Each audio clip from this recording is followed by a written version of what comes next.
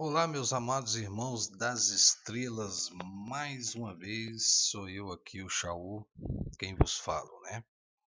E eu vim falar mais uma vez sobre essa série, que é a chegada de OVNIs gigantes em nosso sistema solar. Vai haver uma mudança para o bem? The End, o fim. Ou será que vai haver uma mudança para o bem mesmo ou não? Bom, eu acredito que será sim uma mudança para o bem, tá? Mesmo porque, quer vocês queiram acreditar ou não, o nosso planeta está mudando desde 2012 para cá.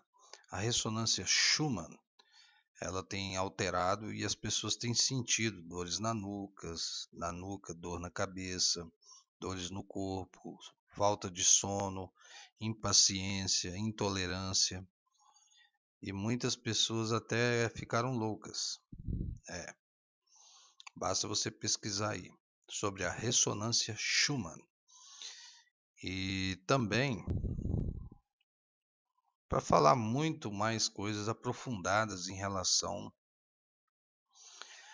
às antigas civilizações que comprovam, que são evidências, desculpa, são evidências do retorno dos Anunnaki, aqueles que dos céus desceram, né? E a raça é mais próxima, que da qual Zacarias Sitchin se relaciona, são aqueles de Nibiru. E o planeta Nibiru, que muitos chamam de planeta X, planeta X, planeta Hercólobos, Helenim, já está no nosso sistema solar. E ele tem uma trajetória de aproximadamente 3.600 anos. E derruba toda essa história das religiosidades que foram criadas, nada mais nada menos para manipulação de massa, né? Apesar de que tem uma alusão, o Apocalipse, em relação aos fins dos tempos, mas eles não denominam exatamente ao verdadeiro causador de tudo isso, que são os Anunnaki. E eles, quer você queira aceitar ou não, foram os criadores da raça humana, né? Eles nos criaram através de uma ciência genética, manipulação genética, né? E que Enlil, o geneticista dos Anunnaki, são, acho que era o filho mais novo, se eu não me engano, ele fez o seu primeiro experimento, supostamente, aqui na Terra. E aí ficou essa raça humana aqui, e que supostamente diziam que era somente para trabalhar na mão de obra na extração de ouro nas minas, né? Em que os Anunnaki precisavam do ouro para repor a falta do ouro em seu planeta Nibiru. Uma outra série de coisas que você tem que estudar. E então eles estão retornando, né? Justamente o que a Bíblia fala, que estamos chegando nos fins dos tempos e que Jesus está voltando, né? Mas na verdade, Jesus não existiu. Existiu sim o Jesus cósmico, mas também não é esse o nome, mas isso também é relevante. Mas existiu sim, e não tem nada a ver com essa história que a Bíblia relata, apesar de que eu acredito na essência do que ele pregou na Bíblia, que é a física quântica. E para mim ele é um Anunnaki, faz parte da família Anunnaki para tentar consertar o seu erro, o erro deles, né? E nós estamos nas mãos deles, e eles estão de volta.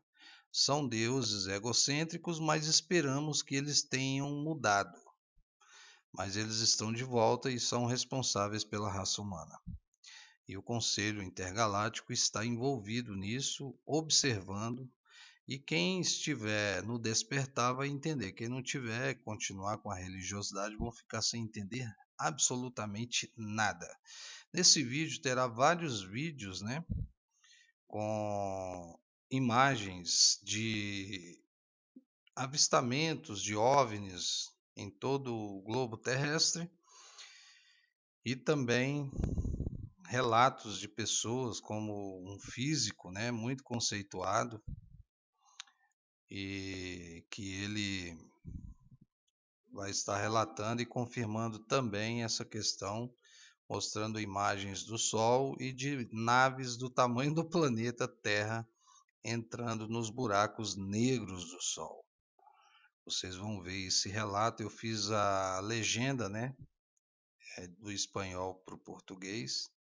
Ele fala em inglês porque ele é um havaiano e é um cara influente nessa área da física, né, e da ciência. Então ele fala inglês, mas eu fiz a legenda em português utilizando a legenda que já estava em espanhol lá. Mas deu para entender, ficou bem claro e ficou perfeito. Bom, pelo menos na minha opinião.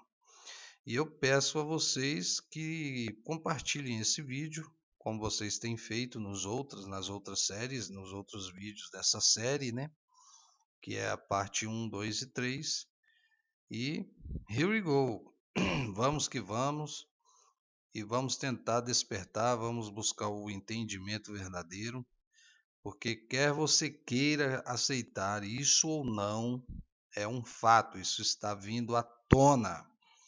Não se iluda com as religiões. Essas religiões são fragmentos dos achados das tabuletas de argilas de letras cuneiformes sumérias.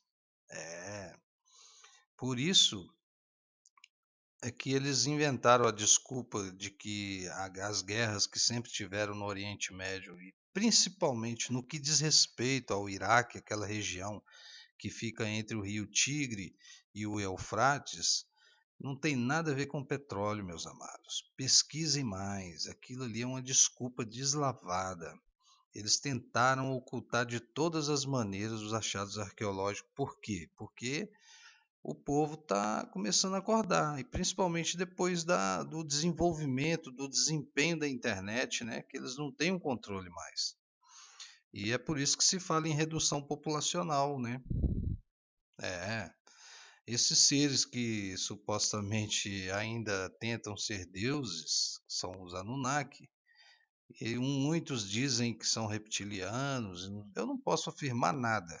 O que eu posso dizer é que existem várias teses em tudo isso, mas que são seres vindos de outros planetas, isso aí eu não tenho dúvida, tá? Eu fui um cara muito religioso, fui diácono de igreja, da assembleia, da congregação. Na congregação eu visitei por último, na verdade, mas o quadrangular, e conheço isso tudo, meus amados. Mas eu fui começar a ler a Bíblia foi depois que eu comecei a despertar. E aí eu comecei a ler de Gênesis, Apocalipse, aí, meu amigo, quando você começa a ler outros livros, né, referentes ao que diz respeito aos Anunnaki, esses seres extraterrestres, como o livro de Gilgamesh, livros gnósticos como Psicofia, o livro de Urântia. Não estou dizendo que aquilo tem que ser visto como verdade, mas ajuda no despertar, brother. Tira você da caixinha e você quer sair do túnel. Aí você começa a ver uma luz lá no fim do túnel, brother, e você quer alcançar ela. Então é o que eu digo para vocês, tá ok? Vamos lá? Vamos no vídeo, né?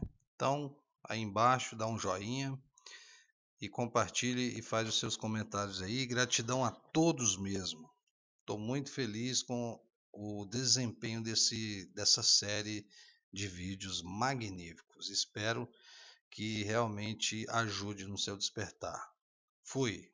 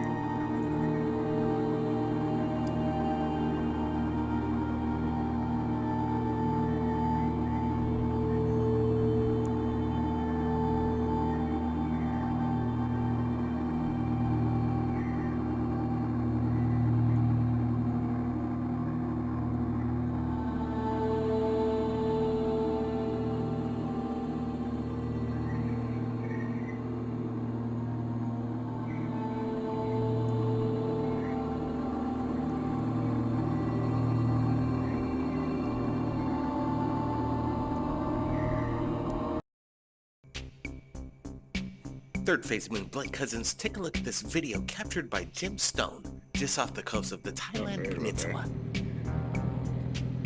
There are a few moments of explicitives in the video, so we are muting it due to YouTube standards. Zoom out a bit. That's gold. Only got 2 minutes. Hurry up, buddy.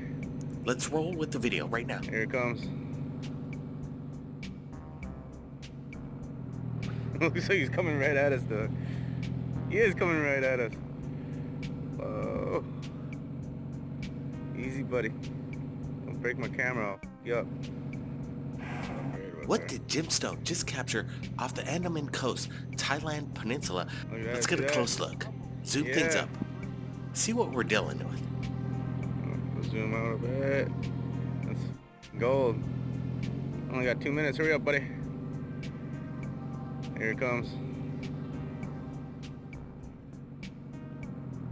Looks like he's coming right at us, though. He is coming right at us. Whoa. Easy, buddy. If you look closely, you can notice a bird flying by the object. It gives some kind of scale and dimension to the size of this object. Wow. Let's repeat that video again. I want to loop this because there is some definitely a reference with that bird flying by. This thing has to be at least 17 to 23 feet long in its length there. Some kind of metallic cylindrical shaped object. It looks military, in my opinion. We have Brent Cousins here. He's looking at the video along with everybody from around the world. Thanks for joining us. This is Third Phase of Moon, and it's getting quite exciting. Look at that. See that? Yeah. Zoom out a bit. Jim Stone reached out to us via our Google Gmail, and it is in the About page. He sent this video in this morning. We're looking at it up close, and right away we are quite amazed and stunned. What are we looking at? It's definitely not a balloon. It's not a drone. It's hovering there, and it looks quite large. Brent, what do you make of this? Sometimes you're caught off guard. Jim had a good sense to know that his chip was running low, and he had about 2 minutes or so of capturing some of the best footage of something that I really can't explain. This thing is so unusual, it's hard to describe. Absolutely, I've never seen an aircraft or a drone like this, Brent. And from the statement from Jim Stone, he was just getting off work. He works as an irrigation specialist on a sugar plantation over there in Thailand. While he's off work, he was driving with his buddy, and he noticed this in the sky, and he managed to capture something quite incredible.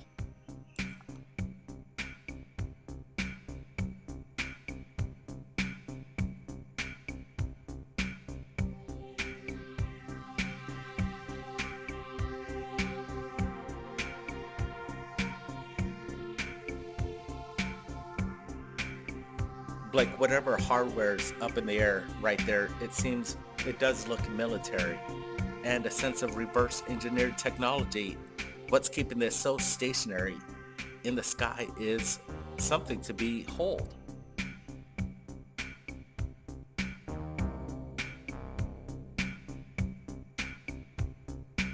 Alright, we're pulling up some stills off the video itself, and let's get a close look and see what makes this thing operate, because I see no propulsion device of any kind. I think we're looking at some kind of anti-gravity, like you said, Brent. It's definitely something extraterrestrial or reverse engineered, Brent.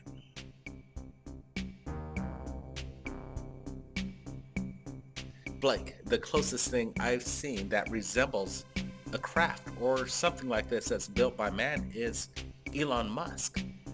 He's landing rockets on landing pads that aren't so successful, and this thing right here is really proving the logic of high intelligence, of some sort of capability that we're not aware of. Wow, are we looking at technology that Elon Musk has created, and we're seeing it over civilization, Thailand, right now?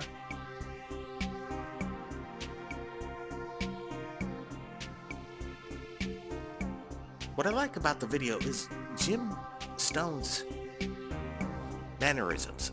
He captures it quite steadily. He's getting a surrounding we're getting a reference to see how big this object is in the sky, and also, he seems a little, like, bring it on kind of thing. Bring it on. Come a little closer. That's what I like. You guys see that? Yeah. He also states that we have to mute the audio out because there's an explicit, but he also states that he doesn't want it to break his camera, and then immediately after that, the video shuts off, so. Looks like he's coming right at us, though. What Jim states next, after he ran out of space or his camera was disabled, this thing actually floats over the car. He regrets that he misses this part of the video because it was quite amazing. As it flies over, it gets quite large. There's a little bit of panic, and then they lose sight of it as it passes over the trees. Gold. Only got 2 minutes. Hurry up, buddy. Jim, whatever you did a good job. What we appreciate is moments of evidence that we have here to share to third phase of the moon. This is so incredible. Yeah. The technology, what are we looking at? This thing must weigh tons, and to stay so stabilized in the air like this is simply amazing. We're looking at a true gem of a UFO. Looks like he's coming right at us, though. Alright, let's take a look at our footage here. It's going to come to us from Wisconsin, USA, August 2016. Look at this object. It has like no shape. It just seems to be some kind of organic material. It has a light right in the center. There's a plane over there in the background flying by. Very interesting. It's rotating and it's moving slowly, and according to the source there was no noise, but you can definitely hear the insects in the background. No idea what this thing is. Let's take a closer look at this. Zoomed in. Yeah, there's definitely no set shape to it. There's that light or that glow right in the center of the object. Very interesting for sure. That's the plane again in the background. Well, anyway guys, there's the footage. Don't forget to share, like, and subscribe. We'll be bringing you these videos as soon as we get them. And we will talk to you soon. Alright, let's take a look at our footage here. Man, this is crazy. Look at this thing. There go a couple of birds. It almost seems to be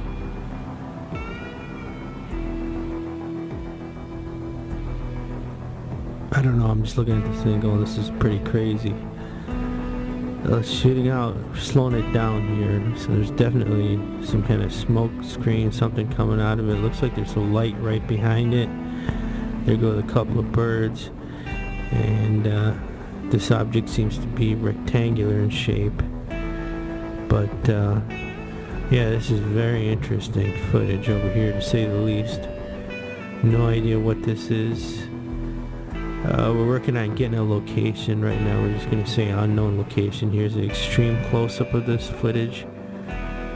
And it does come to us August 2016. It is very recent. We just received this, but nonetheless, this is just crazy. Anyway guys, there's the footage. Don't forget to share, like, and subscribe. We'll be bringing you these videos as soon as we get them, and we'll talk to you soon. Alright, let's take a look at our first clip here. It comes to us from Florida, USA, August 2016. There you go, a couple of birds. Whoa, that bird was really close. They just moved away, it looked like at the last second. And judging by the looks of this area, it's obviously swampland. Could be the glades. We don't have an exact location, but this object definitely, it could be military. It has lights at the bottom. If you look closely as it turns, it's spinning. There goes the bird, and at the last second it looks like it just moved over. Very interesting. But yeah, this once again comes to us from Florida, USA, August 2016. Let's take an extreme close-up of this. And it is a little bit blurry because we had to zoom in on it a lot, but you can definitely see the lights over there. It doesn't seem to have a definite shape. Obviously it's circular in nature, and it is rotating, so That's the footage, guys. We have 2 more, we believe, of this exact same object to show you, so stay tuned. Alright, here's our second clip of the footage. Seems to be moving faster in this one. This footage comes to us from Detroit Zoo, August 2016. Looks like there's a plane flying up above. But yeah, it definitely seems to be the same object. Let's slow this clip down over here. You can see, I think this is the polar bear exhibit. There's that plane again on top, and then here is the object. You can definitely see it closer. There's not as much grain as the last footage, but look at the lights at the bottom of this thing. Excellent, this is great. Definitely could be military, could be a drone. Not sure, but you know, this is all taken within the same month. Here's an extreme close-up of the object. And it does seem a little bit blurry, but you can definitely tell there's something going on. There's lights at the bottom, and it is kind of hard to distinguish what the shape is. The clip here comes to us from Ohio, USA, August 2016. This was taken at a mall. And check this thing out. It just stops suddenly. It's like it quite possibly could be a drone, but doesn't seem to be any fans on it. There are some pointy objects on it. It looks like it's circular in motion, but the movement's really off on this. The problem is that you don't hear a drone noise, so this might be some kind of new model or something like that. There was no noise, as you heard in the original video. It's just silent. Let's take an extreme close-up of this object. Once again, this comes to us from Ohio, USA, August 2016. And yeah, there's the footage. We do have more footage. We'll be uploading that pretty soon, most probably on UFOsightings.com, but here's the main stuff over here. So alright, let's take a look at our footage here. This comes to us from the countryside of Wisconsin, the farmlands. Look at this. This is a still image of this object here. This thing is huge. And then here we go. We have some live footage of this object. Obviously in the farmlands. Look at this thing. It's reportedly huge. I mean, it was huge in size. Here's another picture that they took of it. This one's clearer than the first one. There's a lot less grain, but look at this object. Very interesting. Look at the bottom of it. We've never seen anything like it. Here's the footage again. And we went ahead and slowed this thing down. And look at it. It's just moving. And yeah, I mean, this is just excellent footage. It comes to us from Wisconsin, and the outskirts and the farmlands. And anyway, guys, there's the footage. Don't forget to share, like, and subscribe. We'll be bringing you these videos as soon as we get them. We'll talk to you soon. Alright, let's take a look at our clip here. It comes to us from the United Kingdom, September 2016. And this object was reportedly huge, possibly a mothership. Look at this. There definitely seems to be some kind of glowing energy on it. Some kind of panels that are illuminating. Lights. And there's grooves in the object. It looks to be a spherical object, but there's definitely some grooves in it. Let's slow this thing down and take a little closer look. This is very interesting. Unfortunately, we don't have anything in this image to compare the size to. We're just going by what the source said. There were actually 3 people. Here's an extreme close-up of it, but you can just definitely tell it was rotating and moving from side to side, and apparently there was no noise. Very interesting. Once again, guys, this comes to us from the United Kingdom, September 2016. We will be trying to get more information on this as soon as we get it. We'll most probably upload it to UFOsightings.com. Don't forget to download your copy now.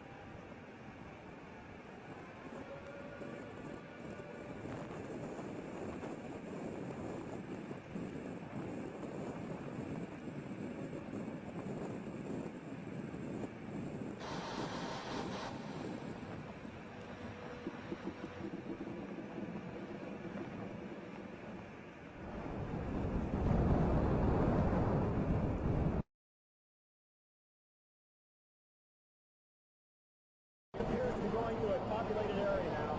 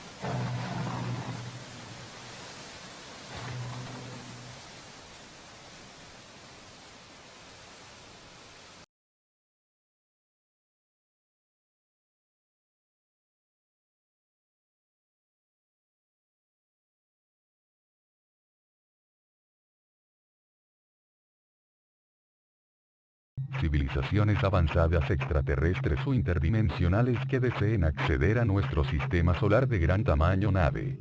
Puede hacerlo a través de la puerta estelar de nuestro Sol. ¿Cuáles son las implicancias para la divulgación de los ovnis gigantes en el Sol? La oleada de ovnis solar gigantescos tiene profundas implicaciones para el año 2010. La revelación extraterrestre, suponiendo que los datos originales de la NASA Espacio son verdaderas imágenes. 1. En la NASA no se puede confiar para llevar a cabo la revelación extraterrestre. La explicación técnica de la falla del equipo ofrecido por el Dr. Gurman, científico de la NASA Proyecto, es inverosímil. Sin justa causa, la NASA ha retirado las imágenes que mostraron los ovnis solar gigante de su sitio de internet. 2. El progreso de la ciencia humana puede ahora explicar los gigantescos ovnis solares. Nazi Maramein con la teoría de la singularidad ofrece una, basada en la ciencia. Una explicación plausible de los ovnis gigantes solares, que utilizan la puerta estelar de nuestro Sol para acceder a nuestro sistema solar de la realidad interdimensional. 3. La onda ovni solar del 18 de enero del 2010 constituye una revelación de la presencia por extraterrestres. Al entrar en nuestro sistema solar a través de la estrella de la Puerta del Sol y siendo monitoreada y grabada por la nave estéreo de la NASA, las civilizaciones extraterrestres o interdimensional de facto, han revelado su presencia en naves espaciales tan grande como la Tierra. 4. Las gigantescas naves espaciales solares OVNI acceden al sistema solar a través de la puerta estelar de un Sol que la Tierra se ha supeditado al Tratado sobre el Espacio Ultraterrestre de 1967, artículo 2, que establece que el espacio ultraterrestre, incluso la Luna y otros cuerpos celestes, no es objeto de apropiación nacional por reivindicación de soberanía, mediante el uso u ocupación, o por cualquier otro medio. 5. Las gigantescas naves espaciales solares OVNI acceden al sistema solar a través de la puerta estelar del Sol. Parecen tener la capacidad de prestar asistencia de emergencia, o la dominación sociopolítica de nuestra población humana, si es necesario. Tal intervención violaría una universal ley de la no intervención.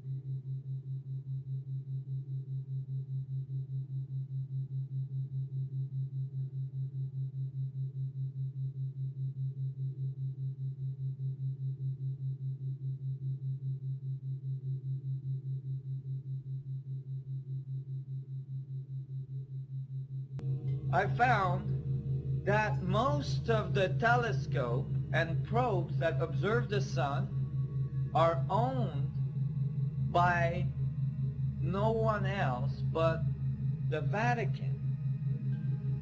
I found that most of the telescope and probes that observe the sun are owned by no one else but the Vatican. The Vatican. And I was thinking, well, that is strange. What does the Vatican want with the sun? And I noticed, so I started to, kind of keep track of what was going on the sun. And I kept on downloading, material from NASA, from the SOHO probe, which is a probe that's orbiting the sun. And one day, this video was put on the net. This was a while ago, almost 5 years ago now. There's been many others since then. This is a good one. Let's take a look at it. They placed this on the sun. Now this is the probe telemetry. This is the camera.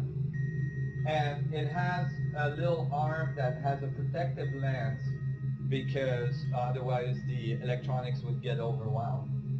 And this is the sun surface here. This is a representation of the sun surface. And this is the video.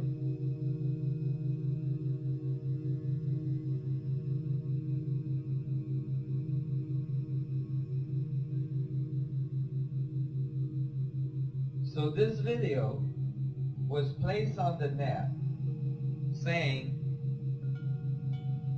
comets, sun-gazing comet hits the sun. And a bunch of people downloaded this stuff. And emailed NASA and said, what are these objects? Because comets usually have extremely long tails when they approach an object like the sun. Do you know how big these objects are?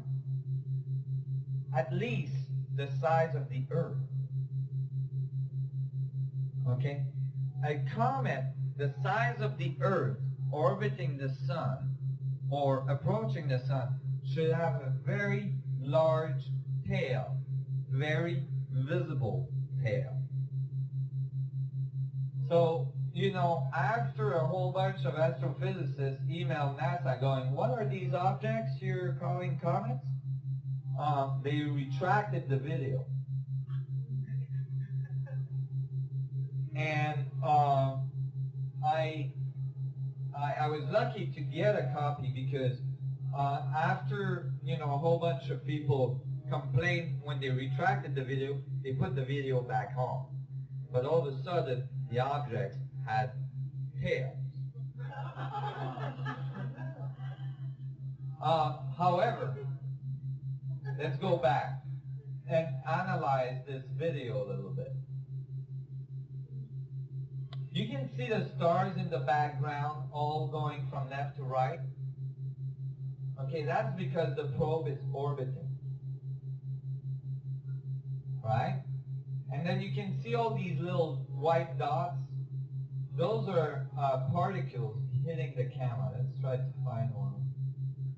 So you see this one? That's a particle from the sun hitting the camera. So you can ignore these little bleeps. But if you actually go backwards,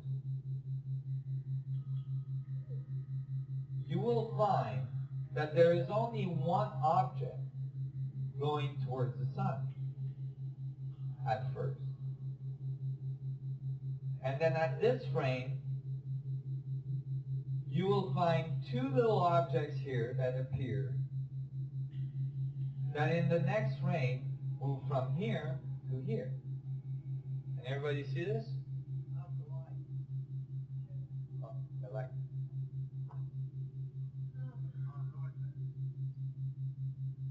So from here to there, right? Now, that's against all the other movements in the background, okay? And then on the next frame, these two objects become one. Now, that's quite possible if the two objects ended up one behind each other, right? So now it becomes one to an observer here. And then the next frame, these two objects become the second comet, which makes a 90-degree angle turn. See? Boom, become one, and then starts moving in this direction. So it came from here, it became one here, and then started moving in a completely 90-degree angle direction from where it was going. Now, the only comets that I know of that do that type of crazy movements are the ones that have little windows and little guys in the back waving. Okay? The size of the Earth. And here you can tell that the objects make most likely a full orbit of the sun, and then boom, enters the sun approximately at 19.47 latitude, probably in the sunspot, and then this huge plasma ejection comes out. Let's take a look at it. Boom. The other thing is the objects don't break into pieces like comets would do. And so I was really amazed to find this video.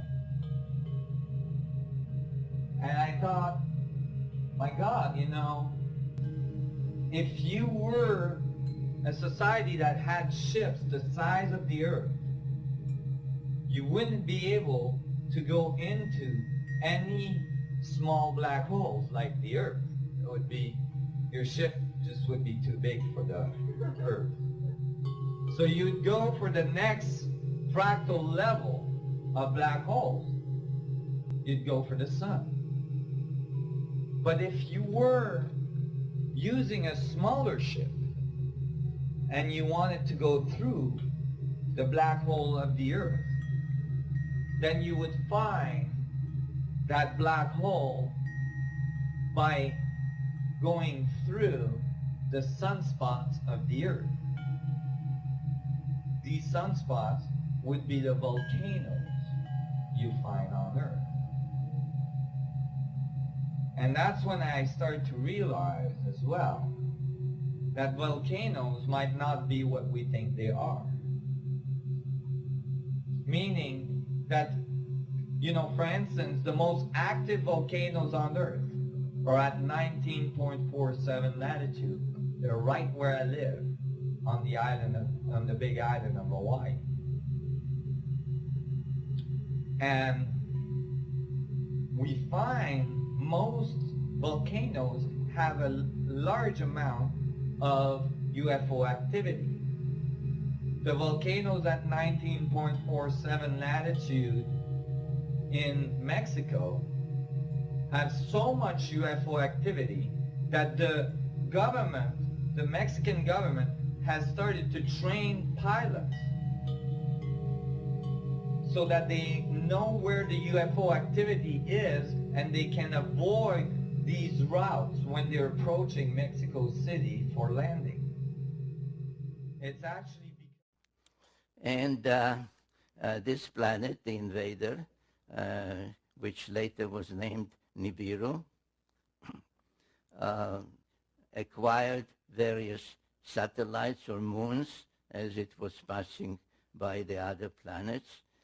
Tiamat, which is treated as a female celestial entity, had 11 satellites, one of them quite large, unusually large, called in the tale Kingo. And when the clash finally occurred, it referred to in those texts as the celestial battle. Tiamat was hit twice, actually. This is just one of the drawings from my books. Was hit by some of the moons, the satellites of the invader, and was broken up. Half of it became bits and pieces, the asteroid belt, which those texts, and the Bible in chapter 1 of Genesis refers to as the hammered bracelet, because it orbits like a bracelet around the sun. And the other half was thrust into another orbit, carrying with it Tiamat's largest moon to become our planet Earth and its satellite, the moon, an unusually large one as things go in our solar system. Now, without spending time this evening on the subject, but it's in my various other books. For example, you know what modern science says about our planet Earth, that all the continents used to be on one side. On the other side was just a huge cavity that was filled with water, and it's still called the Pacific Ocean. If you read about the origin of the moon, etc., it all corroborates, it all agrees with this Sumerian cosmogony. Now, what happened to the invader?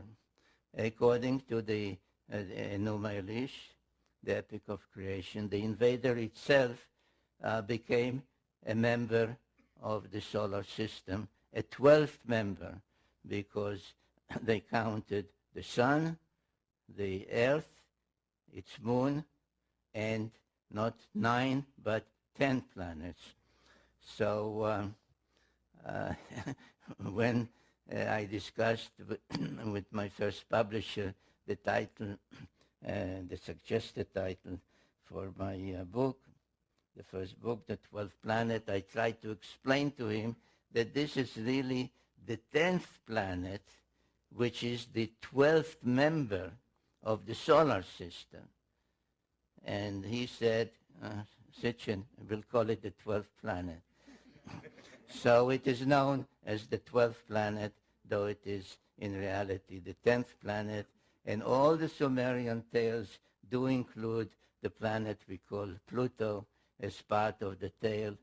So I wrote on my website a piece when the astronomers meeting in Europe decided to dethrone Pluto and said it's not really a planet, it's a planetoid, it's this. I wrote a piece on my website and said, let Pluto stay the way the Sumerians had it.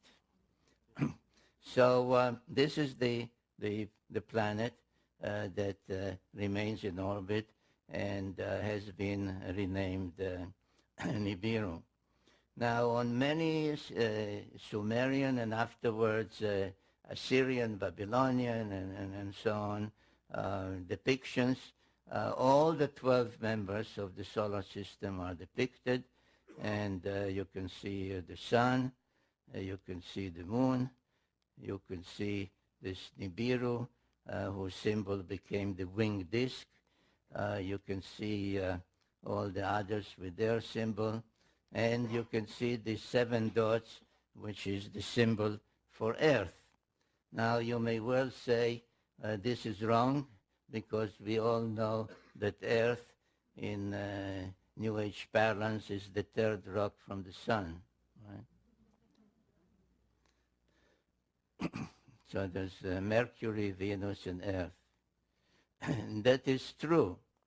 But if the Sumerian incredible knowledge was given them, was not acquired by them from their own observations without telescopes and all other modern equipment, if it was given them by somebody, let's assume for the moment, coming in from outside the solar system towards Earth, then they would say Pluto is the first. And then there's Neptune and Uranus. And then there's Saturn and Jupiter. And Mars would be the 6th planet. And Earth would be the 7th planet. So Earth is quite correctly depicted by the symbol of the 7 dots, the number 7. And this is something I would like you to keep in mind as we proceed with this presentation, because it is very significant towards an appreciation of the evidence from the past about the future. Now, the obvious question that anyone, including myself at the time that I started to research and investigate all that, would ask himself is, how could possibly the Sumerians know all that, that the sun is in the center, and that's how the solar system came into being, and there was an invader, and the invader has this great elliptical orbit, etc.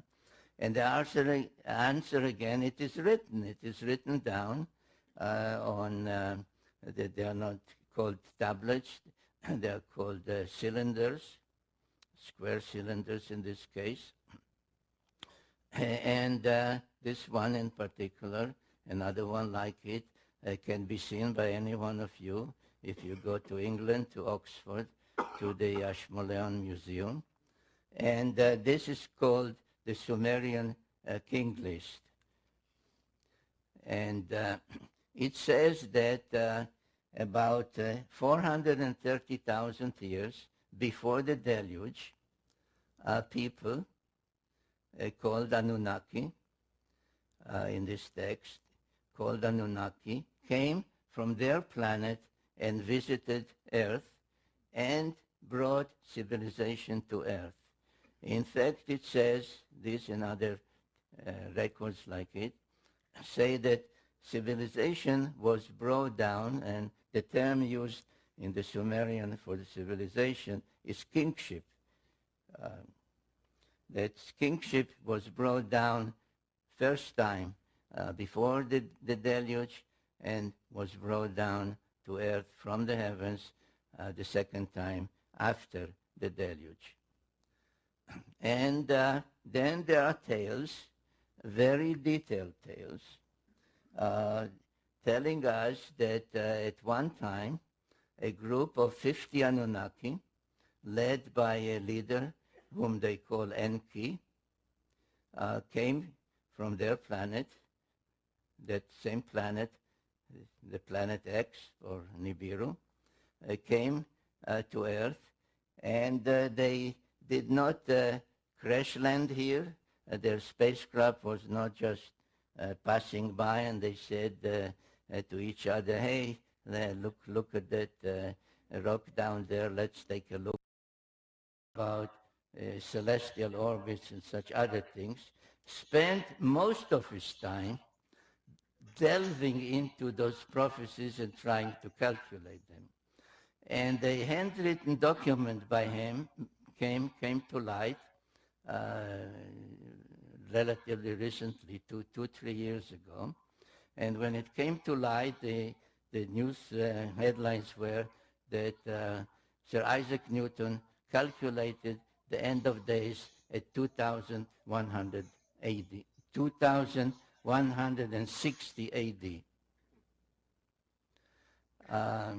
I was fortunate to be able to obtain a photocopy of that handwritten page, which is written front and back. In the book, The End of Days, I give what it says.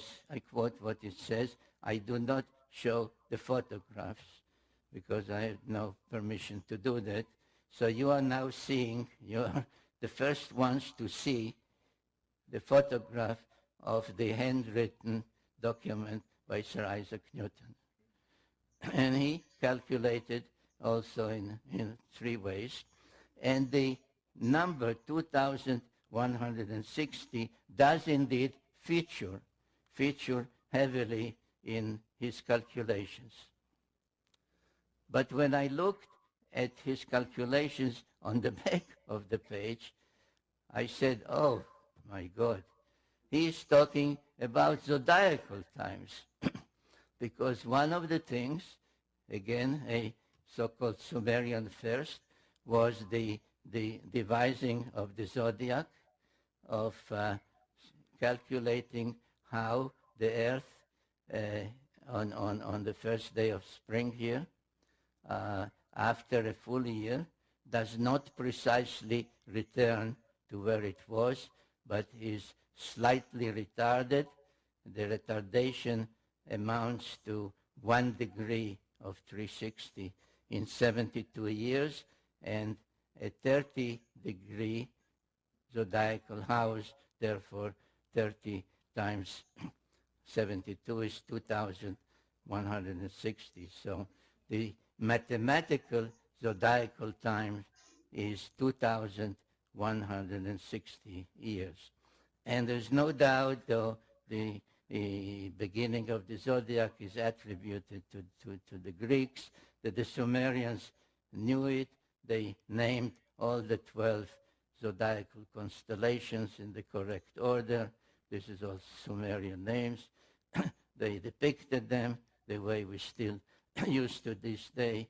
So there's no doubt that they knew the zodiacal times. But again, as with other things, how could they? How could any immortal Sumerian not only measure the delay of 1 degree in 72 years, but of 30 degrees of the shift from one zodiacal house to another in 2160 years?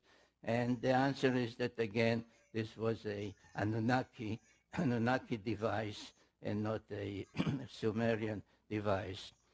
And what is important to keep in mind is that the time scale, so that's perhaps when the ancients told Daniel, time, half time, 2 times, that they were talking about divine time, the Anunnaki time, is because I ask myself, and I give that answer also in the book, The End of Days, is what prompted, what caused the Anunnaki in 2024 BC to resort to the use of nuclear weapons?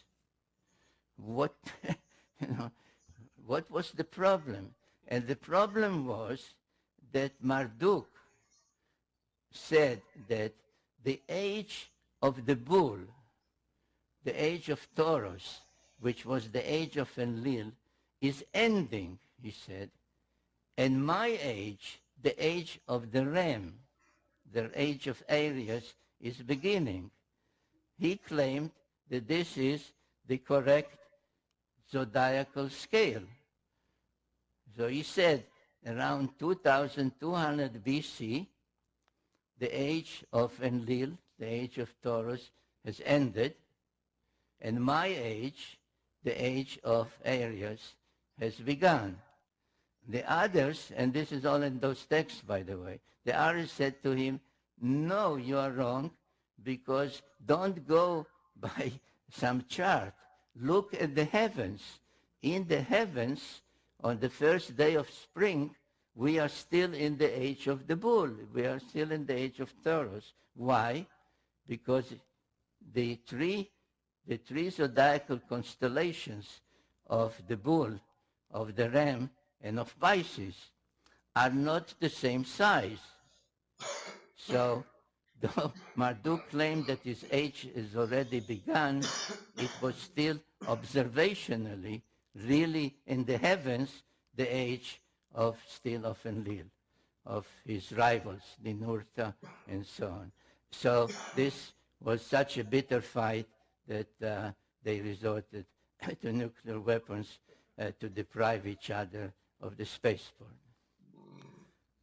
Now, there is another cylinder seal. It is at the Hermitage Museum in Russia. There's no doubt about its date. It's 2500 BC.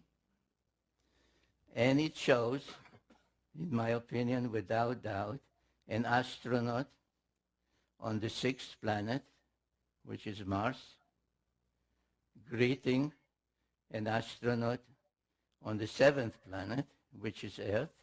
You remember I asked you to keep it in mind, Earth and its moon. And between them, there is a spacecraft.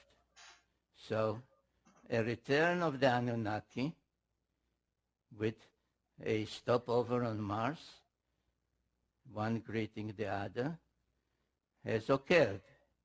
And there is a date. There is a date on this cylinder seal.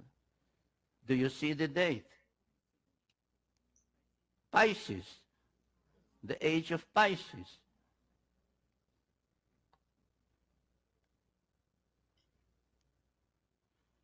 The age of Pisces.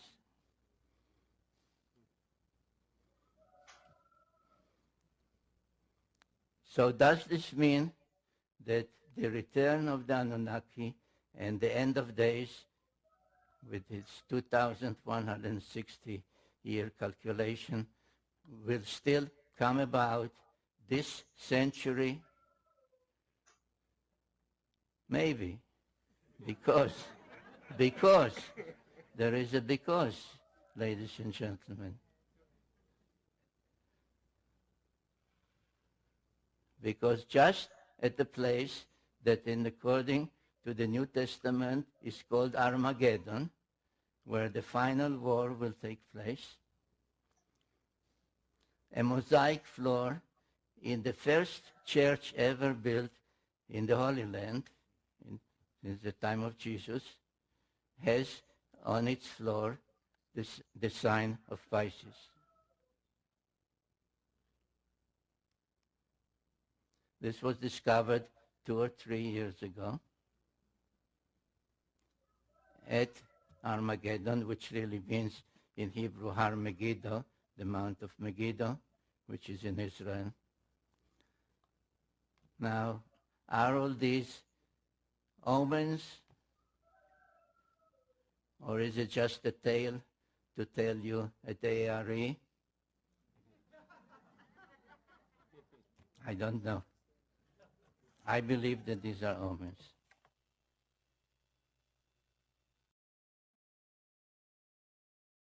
I occasionally think how quickly our differences worldwide would vanish if we were facing an alien threat from outside this world. And yet I ask you, is not an alien force already among us? They're all over the damn place. They're in our midst and they are family. We're related to them because they were the ones that had a hand in establishing us as a hybrid race 100,000 years ago. And that hybridization is still underway, it's still happening even as we sit here and speak. It hasn't stopped. It's underway. They have different agendas. Some of them are nice folks and some of them are not. As I said, they have different agendas, but they're all around. The one in the upper left-hand corner there is another self-luminous object that moves all over the place. That object is over 2,000 miles long. It is an artificially constructed object, over 2,000 miles long. It's about 500 miles in diameter. Can you imagine a technology and a society that can build an object 2,000 miles long for 500 miles in diameter? Oh, this is an object that flew up and knocked the Soviet satellite out of orbit some years ago. The Soviets sent up a damn first-rate satellite. No one believed me, even from those few people that I was able to share this experience with, that this is true. But luckily, with the development of the ufology and many great people out there that are doing the research and providing the video evidence. So as you can see, this is on infrared. That is why his black and white is from STS-63. 63, sorry, and they are trying to locate the Mir space station. They cannot locate the Mir space station because more than 100 objects are appearing and disappearing from the radar. Those are the same type of craft that I observed on the asteroid belt between Mars and Jupiter. And those are those balls of light that I was observing in those times, as you can see clearly, creating intelligent formation. And they wanted to take pictures of one of the moons. They wanted to take pictures of Phobos, one of the two moons of Mars. And while they were taking pictures, this object comes up from the surface of Mars, bumps the Soviet Phobos satellite, knocks it out of orbit, and it crashes. Next picture, please. What you see there is a picture of Phobos, the moon, and I mean artificial moon of Mars, and below it you see an object that the Soviets said measured roughly 15 kilometers in length. An artificial object near Phobos, the moon, 15 kilometers in length. Next picture, please. That's the moon, 12 miles in diameter. The Soviets planned to land on it. Well, someone else said, no, you're not going to do that. But that is a picture of Phobos, which they've all concluded is an artificial satellite. This photograph was taken by your own NASA Apollo 13 guys on their trip to the moon that didn't work out too well. And many of you may have heard rumors about the story, but Apollo 13 had a small nuclear device aboard. And they had been told by the guys that ran NASA that they were going to land on the surface, going to place this small nuclear device. And then when they all left and came back aboard and came back, they were going to detonate it and study the reverberations of this nuclear device, study the seismology of the moon, because they've been convinced for some years that the moon is basically hollow. It appears to be somewhat of an artificial satellite. Well, they plan to detonate this nuclear device, and the others said, no, you're not going to do that. We'll get back to that picture again, please. All right. The object you see there in the middle, over 2,000 miles long. It's an artificial, I assume metallic, object, probably crammed with guys. And that object followed our Apollo 13 all the way to the moon, around and back. Now, whether they were trying to make sure the Apollo 13 guys got home safely or what, whether they were the ones responsible for Apollo 13's little accident, which kept them from landing on the moon and placing that nuclear device, who knows? We may find out someday. But here you have an artificial object in orbit. Now, I've spent some time aboard aircraft carriers with my kid. We have carriers with 5,000 men in the crew. 1,000 feet long, 150 aircraft, you know, there's snack bars, dining rooms, accommodations, this and that. Can you imagine the accommodations on an object over 2,000 miles long? Next slide, it's the second photograph. Same objects, but a second photo in the sequence. That's the big mother, and I use that, no pun intended. There are other objects out there. There's a disc-shaped object, and then there's the other object. Then above it is the moon out there. But there's that one big object out there. I'm sure they got a crew of hundreds, maybe a couple of thousand. The ones I refer to as the others. I hate the term alien. I hate the term UFO. There are no UFOs. We've known what they are for years and years and years. Some of them are ours, some of them are theirs. There's no unidentified flying objects out there. They're all identified. I've tried to impress upon you the seriousness of it, the seriousness of the cover-up and the lies they've been telling you, the importance of why you need to know as much as you can know. And you need to be presented with the material because, damn it, you all deserve the truth. You have a right to know and you have a need to know because you are the people that this whole damn thing is all about.